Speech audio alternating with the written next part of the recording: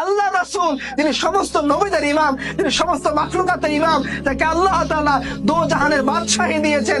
সেই নবী যিনি প্রথম কিয়ামতের দিন আল্লাহর সামনে দাঁড়িয়ে শাফায়াত করবেন, যে সাহস কোন নবীর হবে না।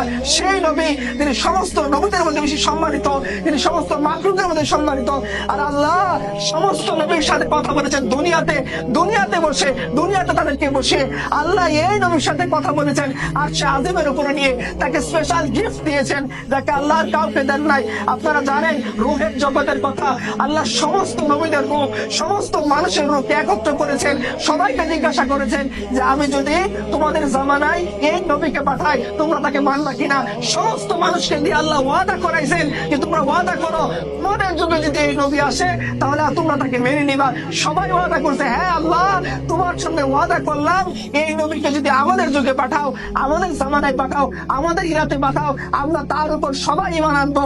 আল্লাহ বলতেছেন যে তোমরা এই ওয়াদার ব্যাপারে তোমরা সাক্ষী থাকো আর আমি নিজে এর ব্যাপারে সাক্ষী হয়ে রইলাম।